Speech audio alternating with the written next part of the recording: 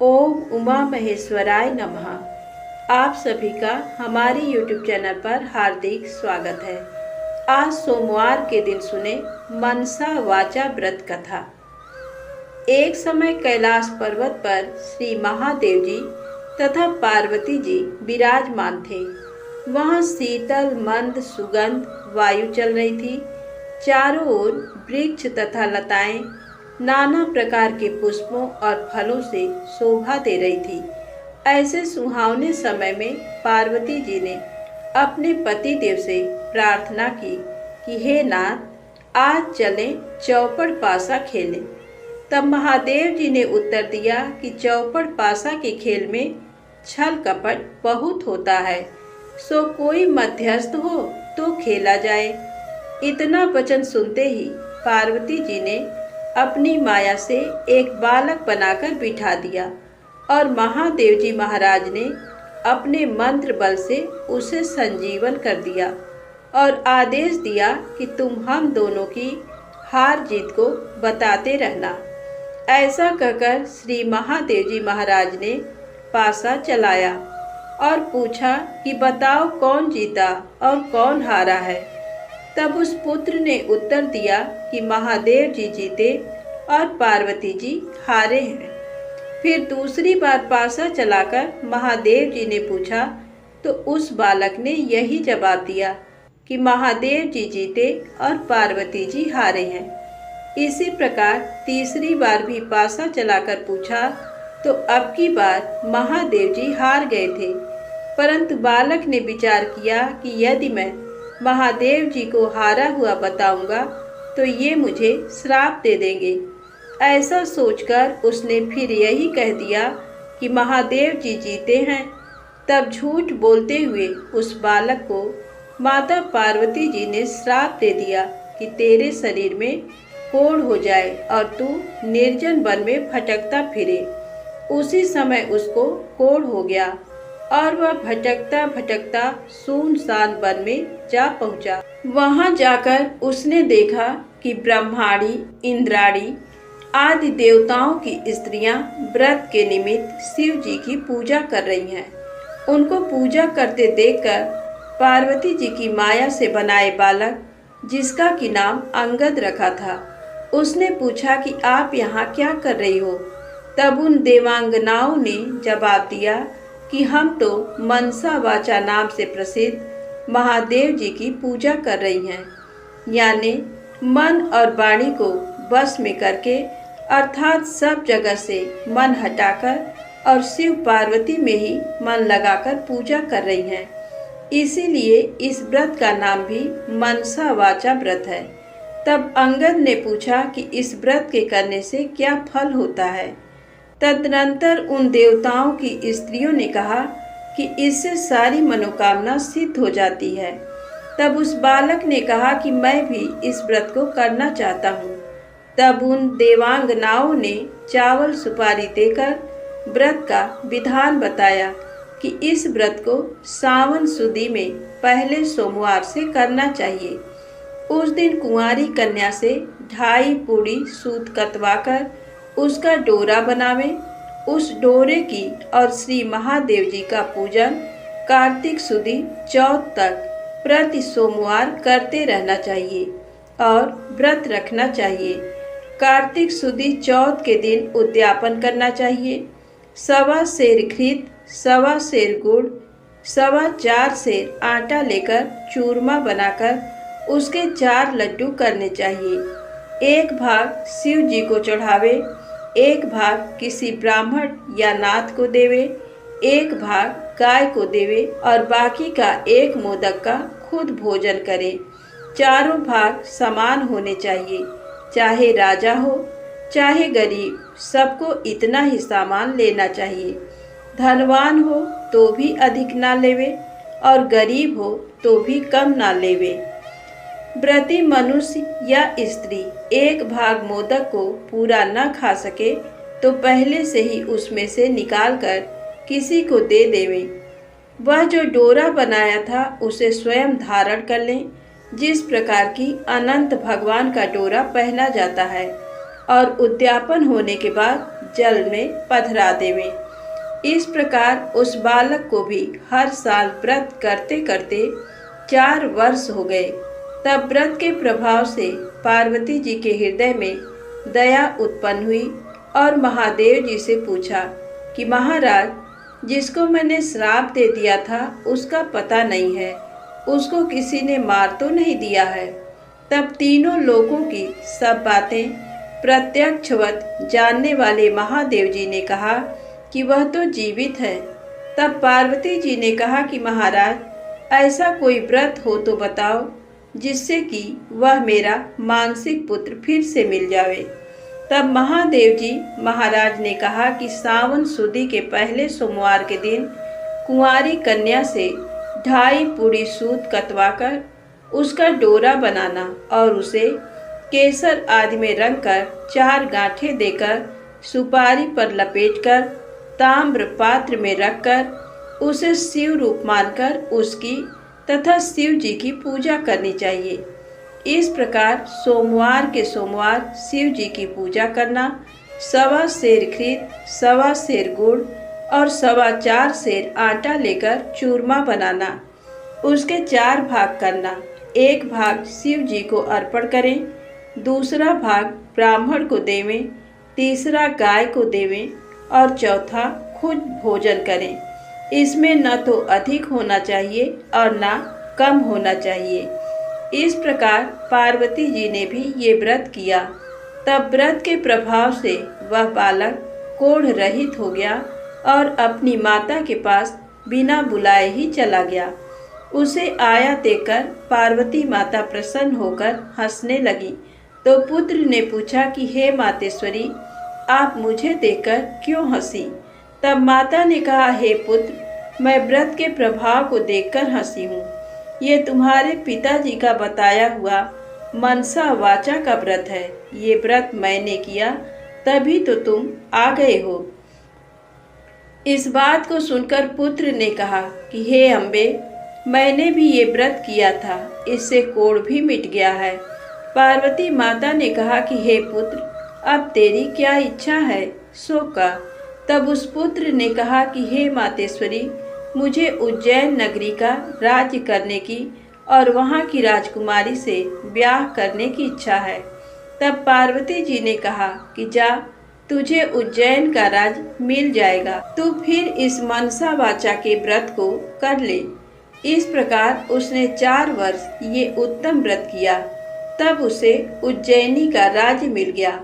अब नारद जी राजा युधिष्ठिर से कह रहे हैं कि उसे राज्य किस प्रकार मिला सो सुनो। उज्जैन के राजा रानी वृद्ध हो गए थे। उनके कोई पुत्र नहीं था, केवल एक राजकुमारी थी। राजा रानी ने सोचा कि इस कन्या का विवाह किसी राजकुमार से करके उसको राज्य दे देवें। ऐसा निश्चय कर एक स्वयंवर रचा, जिसमें देश देश के राजकुमार आए। तब एक हथिनी को श्रृंगार करा के पूजा करके हाथ जोड़कर राजा जी ने कहा कि हे हथिनी, तू देव स्वरूपा है, ये माला ले और उसको पहना दे जो इस राज्य को संभाल सके और राजकुमारी के लायक ही वर हो। मामूली मनुष्य को माला मत पहना देना। ये पार्वती जी का पुत्र भी दैव योग से वहां पहुंच गया। हथिनी ने उसके ही गले में माला डाल दी, परंतु लोगों ने कहा ये तो हथिनी की भूल है, ये कोई राजकुमार नहीं है। ऐसा कहकर उस लड़के को तो दूर हटा दिया और हथिनी को पुनः माला दी गई और प्रार्थना की गई कि हे माता, जो इस राज्य के लायक हो उसको ही माला पहनाना। हथिनी ने दूसरी बार भी दूर जाकर उसी के गले में माला डाल दी। तब लोग कहने लगे कि हथिनी ने हठ पकड़ ली है और मार पीट कर उस बालक को दरवाजे से बाहर निकाल दिया एवं पुनः हथिनी पर गणपति की मूर्ति स्थापित करके वही प्रार्थना की। वह देव रूपी हथिनी थी, इसलिए दरवाजे के बाहर निकलकर उसी बालक के गले में उसने तीसरी बार भी माला डाल दी। तब राजा ने नगर सेठ को बुलवा कर कहा कि तुम इसको ले जाओ और बारात सजाकर हमारे यहाँ ले आओ। राजा की आज्ञा मानकर सेठ उसको ले गया। राजा ने भी पंडितों को बुलाकर लग्न का दिन निश्चय कराया और अपनी कन्या का विवाह उस बालक के साथ कर दिया और अपने खर्च के लिए थोड़े से गांव रखकर सारा राज्य बेटी जमाई को कन्यादान में दे दिया। विवाह के पश्चात वह बालक और राजकुमारी महलों में गए। अब वह राजा हो गया। अब राजा की रानी ने पूछा कि हे पतिदेव, आप अपनी जात और नाम तो बताइए। तब उस वर ने उत्तर दिया कि मेरा नाम अंगद है। महादेव जी मेरे पिता और पार्वती जी मेरी माता हैं। तब राजकुमारी ने कहा कि महाराज, इस बात को तो इस मृत्यु लोक के लोग मानेंगे नहीं, सत्य सत्य बताइए। तब राजकुमारी के पति अंगद जी ने अपने जन्म की सारी कथा कह दी कि चौपड़ पासे के खेल में साखी बनाने के लिए माता पार्वती जी ने अपनी माया से मुझे बनाया था और महादेव जी महाराज ने अपने मंत्र बल से मुझे संजीवन किया था। फिर जिस प्रकार मुझे श्राप दिया, जिस प्रकार इंद्राणी आदि देवताओं की स्त्रियों ने मुझे मनसा वाचा व्रत बताया, जिसको मैंने 4 वर्ष तक किया, तब माता पिता के पास वापस पहुंचा। माता ने मुझे गले लगाया और कहा कि अब तुम्हारी क्या इच्छा है। तब मैंने माता जी से उज्जैनी के राज की इच्छा प्रकट की। फिर माता जी के कहने से मैंने 4 वर्ष मनसा वाचा नाम से प्रसिद्ध पिता शिव जी का व्रत किया। इसी व्रत के प्रभाव से आज मुझे उज्जैन का राज्य मिला और तुम जैसी रानी मिली है। परंतु मेरी राज्य की अवधि पूरी हो गई है। अब मैं अपने माता पिता के पास कैलाश को जाता हूँ। तुम्हारी क्या इच्छा है सो कहो, तो मैं वरदान दे जाऊं और उपाय बता जाऊं। इतना वचन सुनकर राजकुमारी ने कहा कि महाराज, मैं तो पुत्र धन तथा राज्य का सुख चाहती हूँ। अंगद जी ने अपनी रानी को वही मनसा वाचा का शिव जी का व्रत बता दिया और कहा कि बिना मेरे व गर्भवास के तेरे पुत्र होगा। ऐसा कहकर अंगद जी कैलाश चले गए।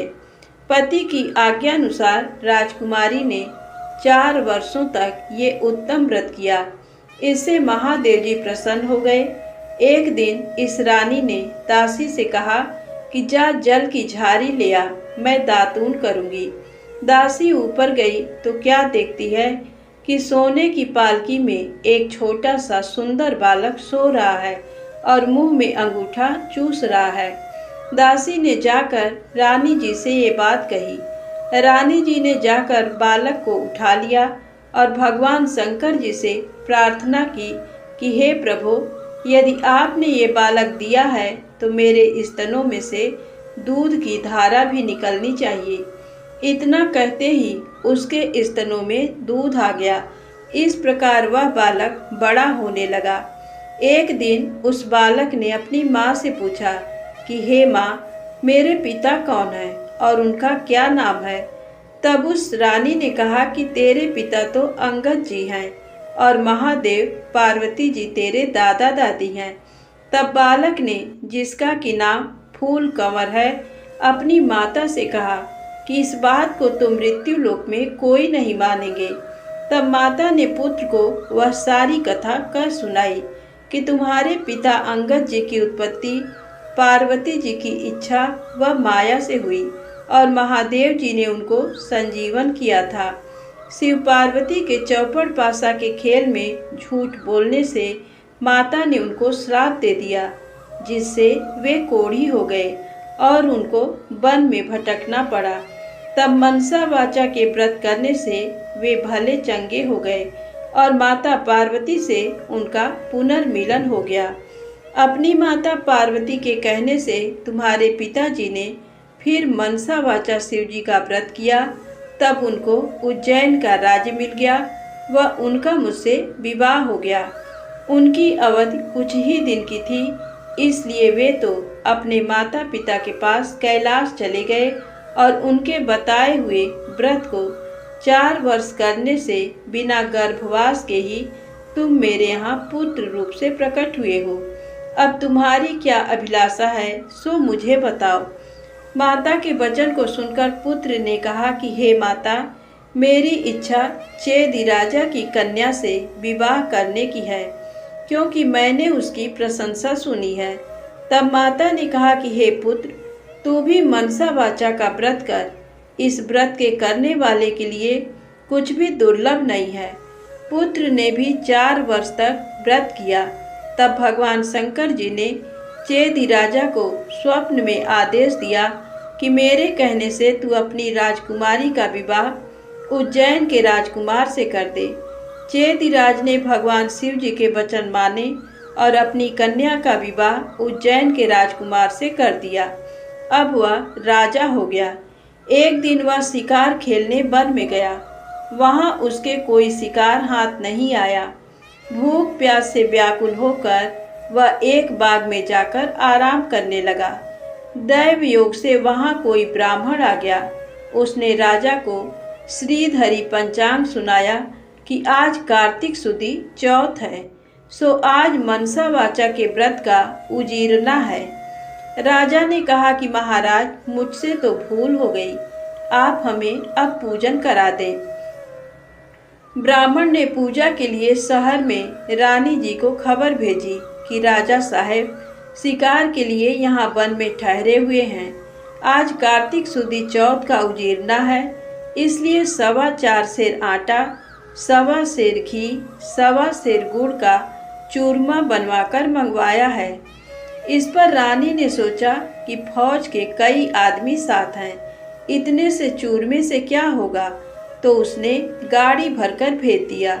नियम विरुद्ध अधिक प्रसाद होने से महादेव जी ने कोप करके राजा को स्वप्न में कहा कि तुम अपनी रानी को निकाल दो, नहीं तो मैं तुम्हारा राज्य नष्ट कर दूंगा।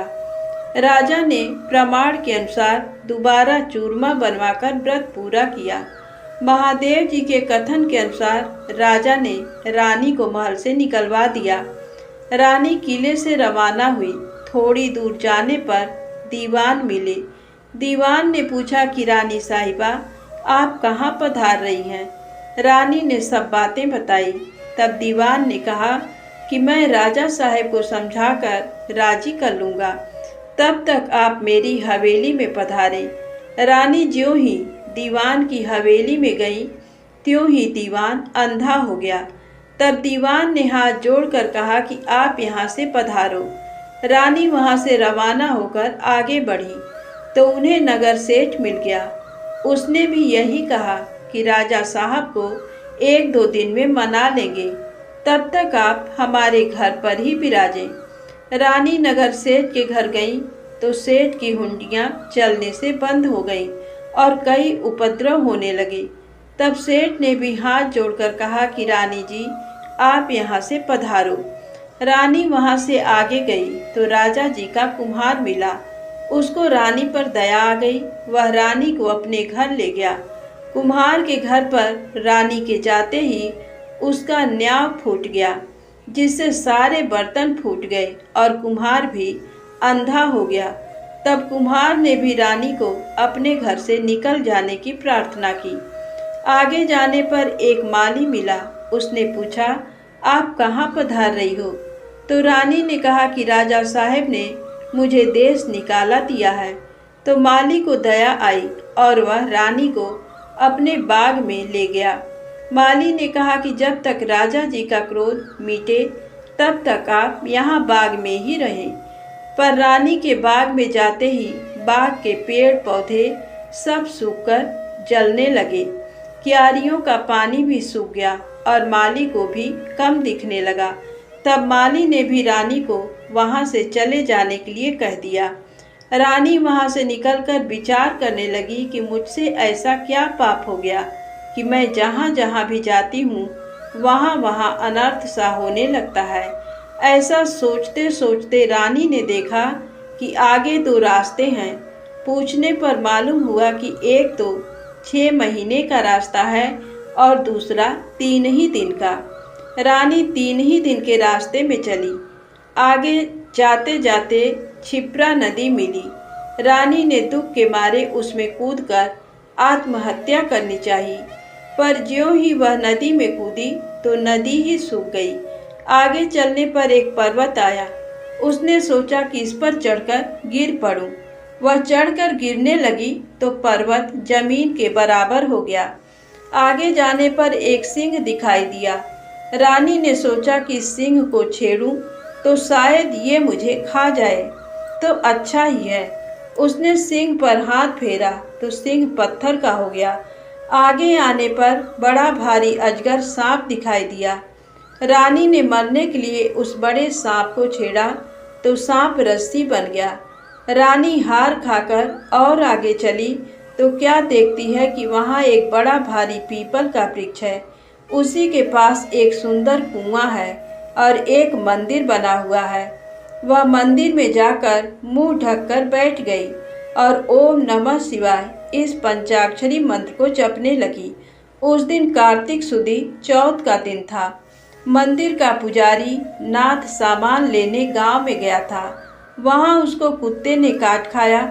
तब पुजारी नाथ ने विचार किया कि हमारे आश्रम में ऐसा कौन पापी आ पहुंचा है जिसके कारण ये उत्पात हो गया है।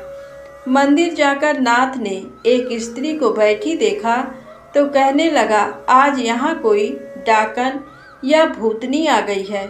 तब रानी ने विनय पूर्वक कहा कि महाराज, मैं न तो डाकन हूँ न भूतनी हूँ, मैं तो मानवी हूँ, आकाश की घेरी और जमीन की झेली हुई दुखी स्त्री हूँ। यदि आप मुझे धर्म की बेटी बनाओ तो अपना सारा भेद कहूँ। नाथ ने ये स्वीकार कर लिया तो रानी ने अपना सारा भेद कह दिया और वहाँ से जाने लगी तो चल नहीं सकी। तब नाथ ने उजीरना का एक लड्डू उसे दे दिया। लड्डू को देखते ही रानी को व्रत याद आ गया। नाथ ने भी बता दिया कि आज कार्तिक सुदी चौथ है। ये मनसा वाचा के व्रत का प्रसाद है। इसका नियम है कि राजा हो तो भी अधिक प्रसाद न बनावे और गरीब हो तो भी कम न बनावे। ये एक भाग का लड्डू है। तब रानी के समझ में आई कि मैंने प्रसाद का चूरमा ज्यादा भेजा था, इससे ये महादेव जी का दोष हुआ है। ऐसा विचार कर रानी ने नाथ जी से प्रार्थना की कि हे महाराज, इस व्रत को अब मैं भी करना चाहती हूँ। तब नाथ ने कहा कि ये सावन सुदी चौथ आ रही है, इस दिन से तुम व्रत शुरू करो। फिर नाथ जी ने कुंवारी कन्या से पूड़ी कतवाकर उसका डोरा बना दिया। पूजन का सामान लाकर सोमवार के सोमवार व्रत और पूजन करती रही। तब कार्तिक सुदी चौथ आई।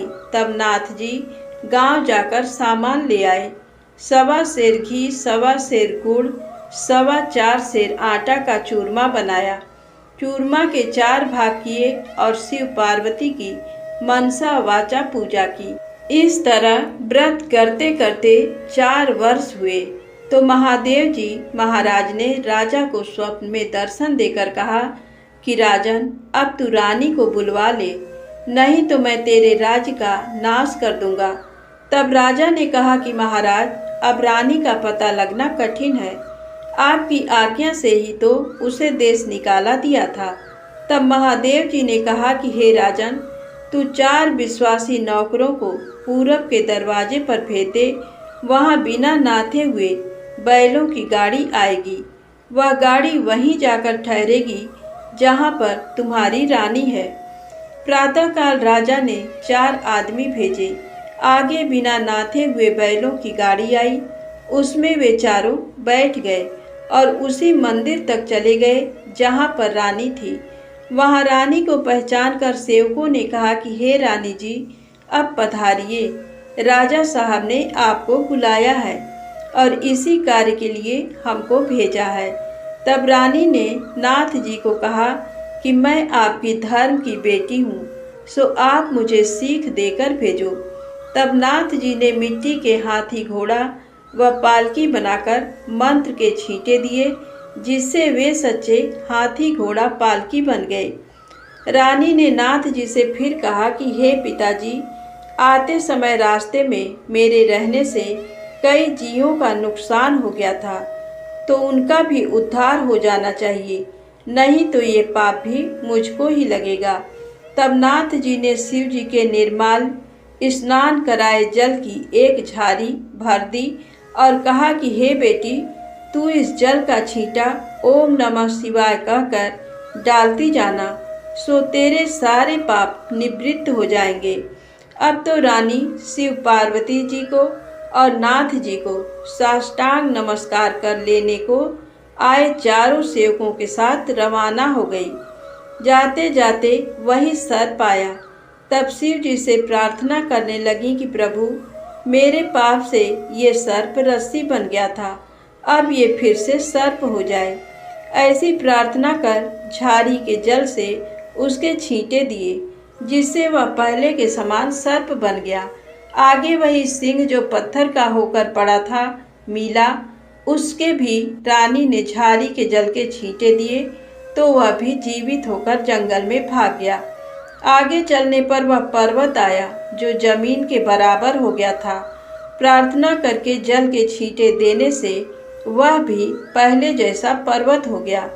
आगे जाते जाते वही नदी आई जो सूख गई थी। रानी ने शिव जी का ध्यान कर जल के छींटे दिए, जिससे वह भी गहरे और स्वच्छ जल वाली नदी फिर से हो गई। अब रानी जी ने पालकी, हाथी, घोड़े तो किले में भेज दिए और वह खुद उसी बाग में गई जो पहले सूख गया था। बागवान ने कहा कि रानी जी, आप अब फिर क्यों आ रही हो? पहले ही आपके आने से ये बाग उजड़ गया था। पर रानी के समझाने पर माली ने फाटक खोला। रानी ने बाग में जाकर शिव जी का ध्यान कर झाड़ी के जल के छींटे दिए, जिससे पहले से भी अच्छा हरा भरा बगीचा हो गया। वहाँ कई कोयलें बोलने लगी, नाना प्रकार के फल फूल दिखाई देने लगे और कुओं में लबालब जल भर गया। फिर रानी जी उसी कुम्हार के घर गई तो कुम्हार की आंखें खुल गईं और जल के छींटे देने से न्याव के बर्तन सोने चांदी के बन गए। कुम्हार ने कहा कि रानी जी, ये सोने के बर्तन हमारे पास कौन रहने देगा? तब रानी जी ने कहा कि इनमें से 4 बर्तन राजा को भेंट कर देना।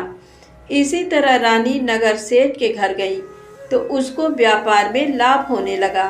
तब नगर सेठ ने कहा कि अन्नदाता जी, आपके पधारने से हमारे यहाँ रिद्धि सिद्धि हुई है। इस खुशी में मैं सारी नगरी को जिमाना चाहता हूँ। सारी नगरी में ढिंढोरा पिटवा दिया कि कल किसी के घर में धुआं न निकले।